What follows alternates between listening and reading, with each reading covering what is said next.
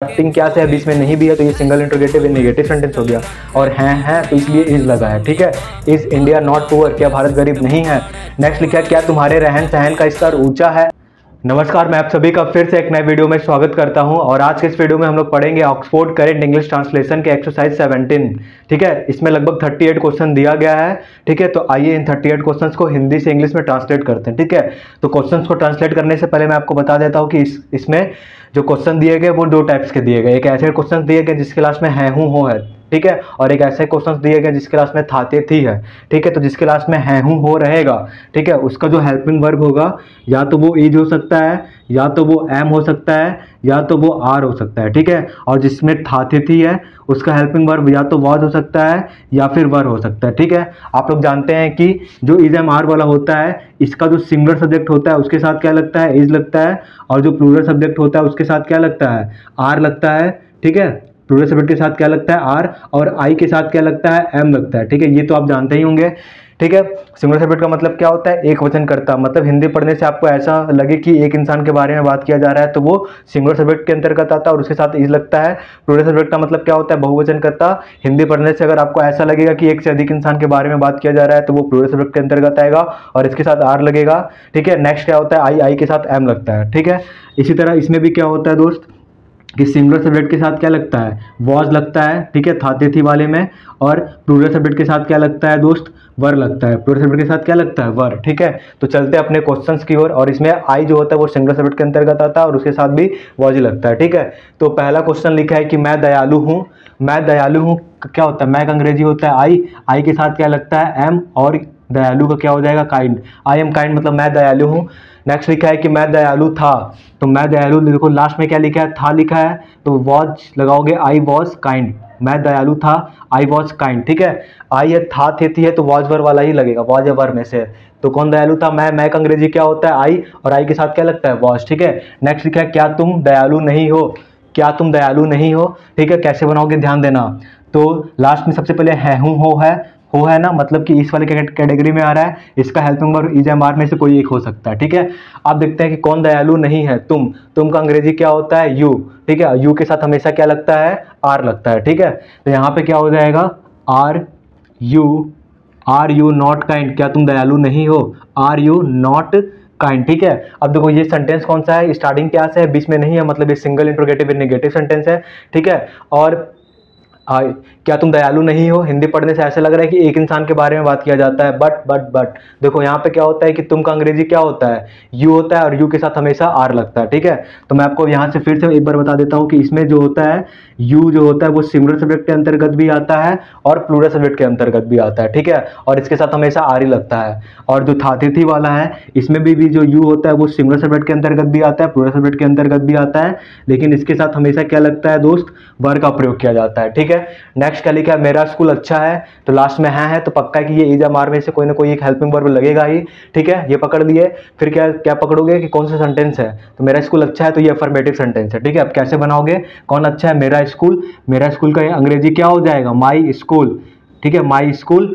ठीक है, अब माई स्कूल क्या है, सिंगुलर सब्जेक्ट यानी कि स्कूल के बारे में बात किया जा रहा है तो इज लग जाएगा, माई स्कूल इज गुड, मेरा स्कूल अच्छा है। ठीक है, मेरे मित्रगण अच्छे हैं। तो देखो है तो किस में जाएगा, इज एम आर में से कोई एक लगेगा हेल्पिंग वर्ब। ठीक है, और ये कौन सा सेंटेंस है, अफर्मेटिव सेंटेंस है। ठीक है, तो मेरे मित्रगण अच्छे हैं, कौन अच्छे हैं, मेरे मित्रगण। मेरे मित्रगण का मतलब क्या हुआ, माई फ्रेंड्स। ठीक है, मेरे मित्रगण अच्छे हैं तो बहुत सारे हिंदी पढ़ने से ऐसा लग रहा है कि एक से अधिक दोस्त के बारे में बात किया जा रहा है तो ये प्लूरल सब्जेक्ट के अंतर्गत आएगा और इसके साथ क्या लग जाएगा, आर लग जाएगा। तो my friends are good. My friends are good का मतलब क्या होता है कि मेरे मित्रगण अच्छे हैं। नेक्स्ट लिखा है कि वे दयालु हैं। तो हैं तो समझ में, लास्ट में क्या है, पहले है तो पक्का है कि इज एम आर में से कोई लगेगा। ठीक है, अब देखो ये कौन सा सेंटेंस है, अफर्मेटिव सेंटेंस है। ठीक है, और कौन दयालु है, वे का अंग्रेजी क्या होता है, दे। ठीक है, एक हिंदी पढ़ने से ऐसे लग रहा है कि एक से अधिक इंसान है तो ये कौन सा सब्जेक्ट हुआ, वे जो है वो प्लूरल सब्जेक्ट हुआ, तो इसके साथ क्या लगेगा दोस्त, आर लगेगा। ठीक है, दे आर काइंड मतलब कि वे दयालु हैं। नेक्स्ट क्या लिखा है कि विद्यार्थी दयालु होते हैं। ठीक है, तो है तो समझ गए कि इज एम आर में से कोई ना कोई इसका हेल्पिंग वर्ब होगा, इज एम आर में से कोई ना कोई इसका हेल्पिंग वर्ब होगा, ठीक है। अब ये कौन सा सेंटेंस है, विद्यार्थी दयालु होते हैं, यह तुम्हारा है अफर्मेटिव सेंटेंस, ठीक है। अब इसका हिंदी, कौन दयालु होते हैं, विद्यार्थी। तो विद्यार्थी हिंदी पढ़ने से ऐसा लग रहा है कि एक से अधिक विद्यार्थी के बारे में बात किया जा रहा है, यानी कि जो तुम्हारा सब्जेक्ट है वो प्लूरल सब्जेक्ट है। तो प्लूरल सब्जेक्ट के साथ इस है हूं वाले में प्लूरल सब्जेक्ट के साथ क्या लगता है, आर लगता है। तो यहाँ पे क्या हो जाएगा, students are kind. Students are kind का मतलब क्या हो जाएगा कि विद्यार्थी दयालु होते हैं, ठीक है। ये सॉरी ये मैं गलत कर दिया हूँ, यहाँ पे फुल स्टॉप होगा और यहाँ पे भी फुल स्टॉप होगा, ठीक है। नेक्स्ट ध्यान दीजिएगा, नेक्स्ट क्या लिखा है कि मैं थका हूँ, ठीक है। तो मैं थका हूँ, तो मैं का अंग्रेजी क्या हो जाएगा, आई के साथ क्या लगता है हूँ वाले में आई के साथ क्या लगता है, एम लगता है, ठीक है। और थके का क्या हो जाएगा, टायर्ड, आई एम टायर्ड, मतलब मैं थका हूँ, आई एम टायर्ड, ठीक है। नेक्स्ट क्या हो जाएगा, आप भी थके हैं, आप भी थके हैं, इसका अंग्रेजी क्या हो जाएगा, ध्यान देना, आप भी थके हैं।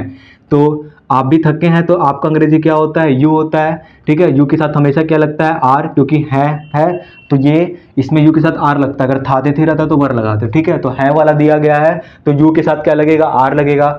You are tired too, you are tired too, आप भी थके हैं, या फिर लिख सकते हो यू आर ऑल्सो टायर्ड, ठीक है, दोनों लिख सकते हो। नेक्स्ट क्या लिखा है, इसलिए हम लोग तैयार नहीं हैं। इसलिए का अंग्रेजी क्या होता है दोस्त, सो होता है, ठीक है। सो इसलिए हम लोग तैयार नहीं हैं, ठीक है। तो देखो इसलिए को छुपा दोगे तो क्या लिखा है, हम लोग तैयार नहीं है, तो ये तुम्हारा है वाला है, तो पक्का है कि हेल्पिंग वर्ब जो होगा वो इज एम आर में से ही लगेगा, ठीक है। और तुम्हारा क्या बता सकते हैं हम लोग कि ये जो सेंटेंस है वो नेगेटिव सेंटेंस है, ठीक है। तो कौन लोग तैयार नहीं है, हम लोग तैयार नहीं है, हम लोग का अंग्रेजी क्या होता है, वी, और वी के साथ क्या लगता है, are. We are not ready, so we are not ready, ठीक है। So we are not ready का मतलब होता है इसलिए हम लोग तैयार नहीं हैं। नेक्स्ट लिखा है कि आप तैयार हैं लिखा है, तो एक बार मैं फिर से बता देता हूँ, बार बार एक ही चीज नहीं बताऊंगा। जिस क्लास में है हूँ हो है, ठीक है, सभी क्लास में है हूँ हो आ रहा है, तो इसका helping verb is am are में से ही कोई ना कोई लगेगा, ठीक है। मैं बार बार नहीं बताऊंगा। और जिस क्लास में था थी है उसमें क्या हेल्पिंग वर्ब लगेगा, वॉज या फिर वर लगेगा, ठीक है। तो देखो क्या आप तैयार है, ये कौन सा स्टार्टिंग क्या से है, तो ये सिंगल इंट्रोगेटिव सेंटेंस हो गया, ठीक है। तो कौन तैयार है, आप तैयार हैं, आपका अंग्रेजी क्या होता है, यू, और यू के साथ हमेशा क्या लगता है, आर, ठीक है। तो are you ready, are you ready का मतलब क्या आप तैयार हैं, ठीक है। नेक्स्ट क्या लिखा है कि क्या तुम्हारे पिताजी नेक है, तो कौन नेक है, तुम्हारे, सॉरी पहले सेंटेंस पकड़ो, कौन सा सेंटेंस है, स्टार्टिंग कैसे हुई है, तो ये सिंगल इंट्रोगेटिव सेंटेंस है, ठीक है। क्या तुम्हारे पिताजी नेक है, तो देखो कैसे बनाओगे, ध्यान देना, क्या तुम्हारे पिताजी नेक है, तो ये सिंगल इंट्रोगेटिव सेंटेंस हुआ। और इसका सब्जेक्ट कैसे हम लोग पता करेंगे, तो पूछो कौन नेक है, तुम्हारे पिताजी, यानी हिंदी पढ़ने से ऐसा लग रहा है एक इंसान के बारे में बात किया जा रहा है, तो यहाँ पे क्या लग जाएगा, इज योर फादर, ठीक है, इज योर फादर। और नेक का क्या हो जाएगा, gentle, is your father gentle, क्या तुम्हारे पिताजी नेक हैं, ठीक है। नेक्स्ट लिखा है कि हाँ वे नेक हैं, ठीक है, तो हाँ का अंग्रेजी क्या हो जाएगा, यस हो जाएगा, ठीक है। और वे नेक है तो इसका मतलब दे मत लगा देना है, ठीक है, यहाँ पे ही होगा। क्यों ही होगा, क्योंकि यहाँ पे लिखा है, इसके ऊपर वाले में लिखा है क्या तुम्हारे पिताजी नेक है, तो बोलता है कि हाँ वे नेक है, मतलब कि पिताजी के ही बारे में, तुम्हारे पिताजी के बारे में ही बात किया जा रहा है। तो एक इंसान है तो ही इज काइंड, ठीक है। जो बुक में है वो कहानी के रूप में दिया रहता है कुछ लाइन्स, ठीक है, तो मेरे पास स्पेस नहीं था तो मैं इसको अलग अलग लिखा हूँ, ठीक है। नेक्स्ट लिखा है कि क्या तुम घमंडी हो, तो क्या है, तो ये सिंगल स्टार्टिंग क्या से हुई है, तो ये सिंगल इंट्रोगेटिव सेंटेंस हो गया, ठीक है। और कौन घमंडी हो, तुम का अंग्रेजी क्या होता है, यू, और यू के साथ क्या लगता है, आर। तो यहाँ पे क्या हो जाएगा, आर यू प्राउड, या फिर एरोगेंट भी होता है, क्या तुम घमंडी हो। नेक्स्ट लिखा है कि नहीं मैं घमंडी नहीं हूँ, तो नहीं का अंग्रेजी क्या हो जाएगा, नो, मैं घमंडी नहीं हूँ का अंग्रेजी क्या हो, सॉरी मैं घमंडी नहीं हूँ, ये तुम्हारा निगेटिव सेंटेंस हो गया, ठीक है। तो मैं घमंडी नहीं हूँ का अंग्रेजी क्या हो जाएगा, आई एम नॉट प्राउड, मतलब मैं घमंडी नहीं हूँ। नेक्स्ट क्या लिखा है कि क्या वे लोग उदास है, तो स्टार्टिंग क्या से हुई है, तो ये सिंगल इंट्रोगेटिव सेंटेंस हो गया। कौन लोग उदास हैं, वे लोग, तो वे लोग का अंग्रेजी क्या होता है, दे, और दे के साथ क्या लगता है, आर। तो यहाँ पे क्या हो जाएगा, आर दे सैड, क्या वे लोग उदास है, ठीक है। अब यहाँ पे जो वे लोग है, वे लोग का अंग्रेजी क्या होता है, दे, ये प्लूरल सब्जेक्ट है इसलिए यहाँ पे आर लगा है, ठीक है। हाँ वे लोग उदास है, तो हाँ का अंग्रेजी क्या हो जाएगा दोस्त, यस हो जाएगा। वे लोग उदास हैं तो ये अफर्मेटिव सेंटेंस हो जाएगा, अगर हाँ को छुपा दोगे तो ये अफर्मेटिव सेंटेंस हो जाएगा, ठीक है। तो हाँ वे लोग उदास है तो yes they are sad, yes they are sad, ठीक है। नेक्स्ट क्या लिखा है कि वे लोग खुश क्यों नहीं हैं, वे लोग खुश क्यों नहीं हैं, बीच में क्यों भी आया है और नहीं भी आया है, मतलब बीच में, तो ये double interrogative in negative sentence है। अब बोलोगे कि समझ में नहीं आ रहा है कि आप क्या बोल रहे हैं, single interrogative sentence, affirmative sentence, negative sentence, double interrogative in negative sentence, ये सब क्या बोल रहे हैं। तो ये आगे की वीडियो में मैंने एक्सप्लेन किया है, वहाँ से जाके आप देख लीजिएगा, ठीक है। तो देखो यहाँ पे क्या लिखा है कि वे लोग खुश क्यों नहीं हैं, क्यों भी आया है नहीं भी आया है ना, तो क्यों ये double interrogative in negative sentence हो गया, ठीक है। तो इसको कैसे बनाओगे, क्यों का अंग्रेजी क्या होता है, वाई होता है। कौन लोग खुश नहीं थे, वे लोग ना, तो वे लोग मतलब एक से अधिक इंसान हुए, तो यहाँ पे सब्जेक्ट क्या हो जाएगा, आर हो जाएगा। तो why are they not happy, why are they not happy, ठीक है। इसके बनाने का रूल भी होता है, why are they not happy, वे लोग खुश क्यों नहीं हैं। नेक्स्ट लिखा है कि मेरी माँ क्यों रंज नहीं है, तो बीच में क्यों भी आया है नहीं भी आया है, तो ये भी double interrogative in negative sentence हो गया। तो इसको कैसे बनाओगे, सबसे पहले क्यों का अंग्रेजी बनाओगे, क्यों का अंग्रेजी क्या होता है, वाई, ठीक है। अब या वाई हो गया। अब पूछोगे कि कुछ सब्जेक्ट पता करोगे कि इसमें सब्जेक्ट कहाँ पे है, तो पूछोगे कौन रंज नहीं है, मतलब कौन गुस्सा नहीं है, तो मेरी माँ आएगा। मेरी माँ हिंदी पढ़ने से ऐसा लग रहा है एक इंसान के बारे में बात किया जा रहा है, तो क्या हो जाएगा, इज। तो वाई इज माई मदर, यहाँ पे माई मदर क्या हो जाएगा, सब्जेक्ट हो जाएगा, सिंगुलर सब्जेक्ट है इसलिए इज लगा है। वाई इज माई मदर, नहीं का अंग्रेजी क्या हो जाएगा, not. Why is my mother not angry, ठीक है। Why is my mother not angry, और एनॉयड भी होता है, ठीक है। नेक्स्ट क्या लिखा है कि मेरी माँ दयालु है, मेरी माँ दयालु है, तो ये आपका अफर्मेटिव सेंटेंस हो जाएगा। मेरी माँ का अंग्रेजी क्या हो जाएगा, my mother is kind, my mother is kind, मेरी माँ दयालु हैं, ठीक है। माई मदर के साथ इज क्यों लगा है, क्योंकि जो मेरी माँ है वो एक इंसान है, वो सिंगल सब्जेक्ट के अंतर्गत आ रहा है, इसलिए इज लगेगा, ठीक है। नेक्स्ट आता है कि माँ दयालु होती हैं, माँ दयालु होती हैं, तो ये भी आपका अफर्मेटिव सेंटेंस है। माँ दयालु होती हैं, एक अंग्रेजी क्या हो जाएगा, mother is kind. Mother is kind का मतलब क्या होता है कि माँ दयालु होती हैं, मदर इज काइंड, ठीक है। नेक्स्ट क्या लिखा है, मेरा भाई दयालु था, देखो जिसमें लास्ट में था थे थी रहेगा, उन सभी का हेल्पिंग वर्ब वॉज या फिर वर का प्रयोग करेंगे। सिंगुलर सब्जेक्ट रहेगा तो वॉज, प्लूरल सब्जेक्ट रहेगा तो वर, और यू रहेगा तो हमेशा वरी का प्रयोग करेंगे, ठीक है। तो आइए चलते हैं क्वेश्चन की ओर। लिखा है कि मेरा भाई दयालु था, तो मेरा भाई का कौन दयालु था, मेरा भाई, तो माई ब्रदर हो जाएगा। और ये कौन सा सब्जेक्ट है भैया, सिंगुलर सब्जेक्ट है। क्यों सिंगुलर सब्जेक्ट है, क्योंकि हिंदी पढ़ने से हमको ऐसा लग रहा है कि एक इंसान के बारे में बात किया जा रहा है, तो अगर सिंगुलर सब्जेक्ट रहेगा तो क्या लगेगा, वॉज। तो ये सिंगुलर सब्जेक्ट था तो यहाँ पे क्या लग गया, was. My brother was kind, मेरा भाई दयालु था, माई ब्रदर वॉज काइंड, ठीक है। नेक्स्ट लिखा है कि वह कैसे दयालु था, तो ये आपका है डबल इंट्रोगेटिव सेंटेंस, ठीक है। क्यों, क्योंकि यहाँ पे बीच में कैसे दिया गया है, तो कैसे का अंग्रेजी क्या होता है, हाउ होता है, ठीक है। कैसे का अंग्रेजी क्या होता है, हाउ होता है। कौन दयालु था, वह, हिंदी पढ़ने से ऐसा लग रहा है कि सिंगुलर सब्जेक्ट है वह, तो उसके साथ क्या लगेगा, वॉज। तो how was he kind, how was he kind का मतलब वह कैसे दयालु था, हाउ वॉज ही काइंड, ठीक है। नेक्स्ट क्या लिखा है, क्या तुम तैयार नहीं थे, क्या तुम तैयार नहीं थे, स्टार्टिंग क्या से है, बीच में नहीं भी है, तो ये तुम्हारा single interrogative in negative sentence हो गया, ठीक है।